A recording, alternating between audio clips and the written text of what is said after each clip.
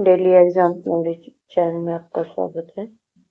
आज 18 मार्च के current affairs हम यहाँ पर पढ़ेंगे और इम्पोर्टेंट क्वेश्चंस डिस्कस करेंगे।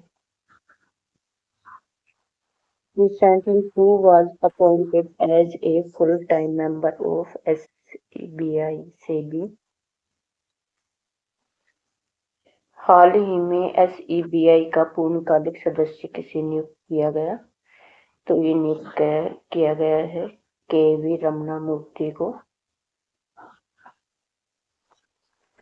चीफ नीति एसीसी ने मार्च 2026 में भारतीय प्रतिभूति और विनिमय बोर्ड एसईबीआई के पूर्णकालिक सदस्य के रूप में पोम्पेल्ला वेंकट रमनामूर्ति यानी कि के.वी. रमनामूर्ति की नियुक्ति को मंजूरी दी है। वे 3 साल तक या फिर अगला जो आदेश होगा तब तक इस पद पर रहेंगे। वे भारतीय रक्षा लेखा सेवा के 1991 बैच के सेवानिवृत्त अधिकारी हैं। ये कुछ नियुक्तियां मीडिया में रिवाइज कर लेते हैं। यूनिक्लो ने जसप्रीत बुमराह को भारत के लिए ब्रांड एम्बेसडर नियुक्त किया। अरुण मेमन को आत्मा चेयर चुना गया और एचडीएफसी एग्रो जनरल इंश्योरेंस ने पार्थ नील घोष को नया मैनेजिंग डायरेक्टर और सीईओ नियुक्त किया है। सबासोल सेंट्रल जेल श्रीनगर की हेड बनने वाली पहली कश्मीरी महिला बनी है। दीपक गुप्ता ने गेल के चेयरमैन और मैनेजिंग डायरेक्टर का पद संभाला है। एम अनीता रक्षा विभाग के निदेशक के रूप में नियुक्त हुई हैं और विनय मुरलीधर टोन से एमडी और सीईओ बने हैं इस बैंक के। दिवाकर जयंत नौसेना आयोग निदेशक नियुक्त हुए हैं और सोराया अघाई हाजियागा ये अंतर्राष्ट्रीय ओलंपिक समिति आईओसी के सदस्य के रूप में नियुक्त हुई हैं। युमनाम खेमचंद सिंह ये मणिपुर के मुख्यमंत्री बने हैं और केटाकोन टोयोटा मोटर कॉर्पोरेशन के अध्यक्ष और सीईओ नियुक्त हुए हैं।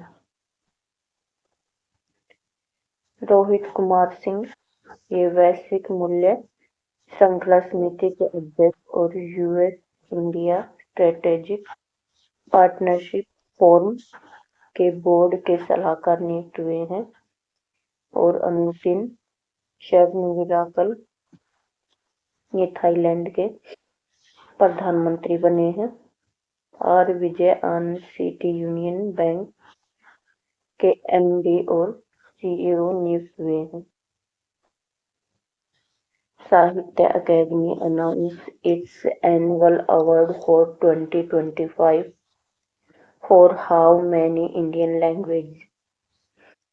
साहित्य अकादमी ने कितनी भारतीय भाषाओं के लिए 2025 के वार्षिक पुरस्कारों की घोषणा की है? तो ये की है 24 भारतीय भाषाओं के लिए। साहित्य अकादमी ने 24 भारतीय भाषाओं में उत्कृष्ट साहित्य कार्यों को मान्यता देने के लिए आधिकारिक तौर पर अपने वार्षिक साहित्य अकादमी पुरस्कार 2025 की घोषणा की है। वर्ष 2025 के लिए पुरस्कार 8 कविता पुस्तकों, 4 उपन्यासों, 6 लघु कथाओं की पुस्तकें, 2 निबंधों, 1 साहित्य आलोचना, 1 आत्मकथा और 2 संस्मरणों को प्रदान किए गए हैं। Where was Gujarat's first sounding rocket successfully launched? Gujarat का पहला साउंडिंग रॉकेट कहाँ से सफलतापूर्वक लॉन्च हुआ? तो ये हुआ है धोलेरा से।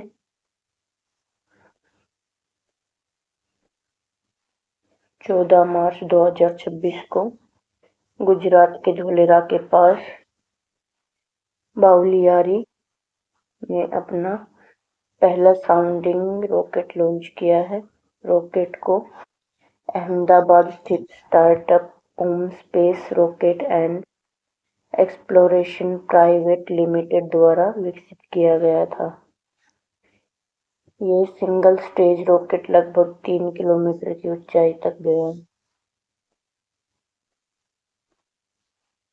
Recently, at what age did the famous Motorhead guitarist Phil Campbell passed away? हाल ही में प्रसिद्ध मोटहेड गिटार वादक फिल कैम्पबेल का कितने वर्ष की आयु में निधन हो गया? तो ये हो गया है 64 वर्ष की आयु में। रॉक बैंड मोटहेड के प्रसिद्ध लीड गिटार वादक फिलिप एंथोनी कैम्पबेल का 13 मार्च 2026 को 64 वर्ष की आयु में निधन हो गया है। इनका जन्म 7 मई 1961 को यूनाइटेड किंगडम के वेल्स के पोंटफ्रेड में हुआ था। वे एक जटिल सर्जरी के बाद स्वास्थ्य समस्याओं से जूझ रहे थे। How many medals did Indian boxer win at the World Boxing Future Cup 2026 in Bangkok? भारतीय मुक्केबाजों ने बैंकॉक में विश्व मुक्केबाजी फ्यूचर्स कप 2026 में कितने पदक जीते? तो ये जीते हैं 5 पदक। भारतीय मुक्केबाजों ने बैंकॉक में आयोजित वर्ल्ड बॉक्सिंग फ्यूचर्स कप 2026 में शानदार प्रदर्शन करते हुए कुल 5 पदक जीते हैं। इसमें से स्वर्ण पदक है चंद्रिका पुजारी, इन्होंने जीता है महिला 51 किलोग्राम में। रजत पदक जीता है गुंजन ने 48 किलोग्राम में। जयश्री देवी ने 54 किलोग्राम में। एल अंबेकर मितेई, ये पुरुष हैं, इन्होंने 50 किलोग्राम में। और कांस्य पदक जीता है राधामणि लोंगजा, इन्होंने 57 किलोग्राम में जीता है। Recently, who launched the Digital Payment Awareness programme? हाल ही में डिजिटल भुगतान जागरूकता कार्यक्रम किसने लॉन्च किया है? तो ये किया है आरबीआई ने, रिजर्व बैंक ऑफ इंडिया। भारतीय रिजर्व बैंक ने डिजिटल लेन देन को बढ़ावा देने के लिए एक पायलट डिजिटल भुगतान जागरूकता कार्यक्रम ये शुरू किया है। ये डिजिटल भुगतान सप्ताह जो कि 9 से 13 मार्च तक हुआ था उसके साथ मेल खाता है। CSC e governance services India limited के सहयोग से महाराष्ट्र में पायलट प्रोजेक्ट आयोजित किया जा रहा है। उपयोगकर्ताओं को ऑनलाइन लेन देन के जोखिमों के बारे में चेतावनी देने के लिए आरबीआई ने थोड़ा ध्यान से एक मल्टीमीडिया अभियान भी शुरू किया है। How many districts have been added to the 6th phase of mandatory gold hallmarking? अनिवार्य स्वर्ण हॉलमार्किंग के छठे चरण में कितने जिले जोड़े गए हैं? तो ये जोड़े गए हैं 7। भारतीय मानक ब्यूरो ने 2 मार्च 2026 से प्रभावी अनिवार्य स्वर्ण हॉलमार्किंग जनादेश में 7 नए जिले जोड़े हैं। अब कवर किए गए जिलों की संख्या बढ़कर 380 हो गई है। और जून 2021 से हॉलमार्क विशिष्ट पहचान यानी कि भारतीय संख्या का उपयोग करके 60 करोड़ से अधिक सोने के आभूषणों को हॉलमार्क किया गया है। इसका उद्देश्य है उपभोक्ता संरक्षण को बढ़ाना, सत्यापित शुद्धता निश्चित करना और भारत में सोने के आभूषणों के व्यापार को औपचारिक बनाना।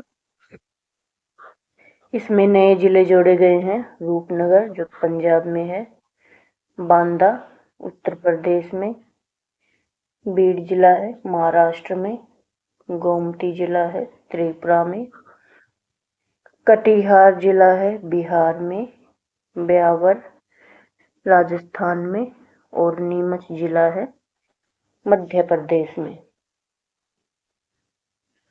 Recently, which organization has partnered with JETRO to promote India-Japan startup relations?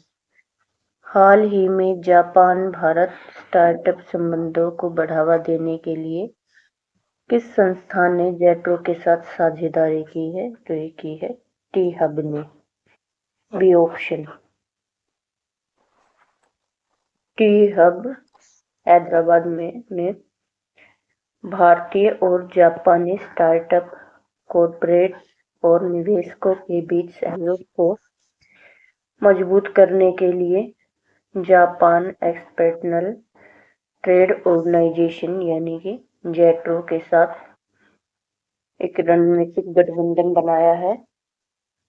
इसका उद्देश्य है जापानी संस्थाओं के लिए भारतीय बाजार में प्रवेश करने और भारतीय स्टार्टअप के लिए जापान में विस्तार करने के लिए समर्पित मार्ग बनाना।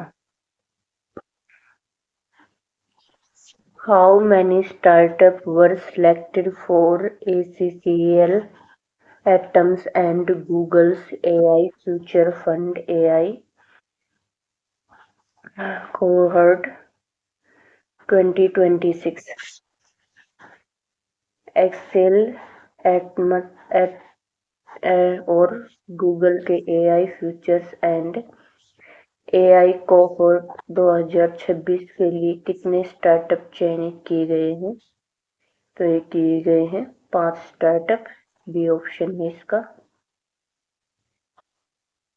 वेंचर कैपिटल फर्म एक्सेल और गूगल के AI फ्यूचर फंड ने उन्नत आर्टिफिशियल इंटेलिजेंस समाधान बनाने के लिए 2026 एटमस AI कोहोर्ट में शामिल होने वाले 5 स्टार्टअप की घोषणा की है। ये 5 स्टार्टअप को 4000 से अधिक आवेदकों में से चुना गया है और स्टार्टअप को गूगल क्लाउड, जेमिनी और गूगल डीप माइंड संसाधनों के लिए $35 लाख तक के कंप्यूट क्रेडिट प्राप्त होंगे। Who became the second youngest race winner in Formula One by winning the 2026 Chinese Grand Prix? 2026 चीनी ग्रैंड प्रिक्स जीतकर फॉर्मूला 1 में दूसरे सबसे कम उम्र के रेस विजेता कौन बने हैं? तो ये बने हैं किमी एंटोनेली। 19 वर्ष के मर्सिडीज ड्राइवर किमी एंटोनेली ने 2026 में चीनी ग्रांड प्रिक्स जीतकर इतिहास रचा है। वे फॉर्मूला 1 के दूसरे सबसे कम उम्र के रेस विजेता बन गए हैं। किमी एंटोनेली ने अपनी टीम के साथी जॉर्ज रसेल का नेतृत्व करते हुए 1-2 स्थान पर जीत हासिल की है, पहले और दूसरे। और लुइस हैमिल्टन ने तीसरे स्थान पर रहने के बाद स्क्यूडेरिया फेरारी के लिए अपना पहला पोडियम फिनिश हासिल किया है।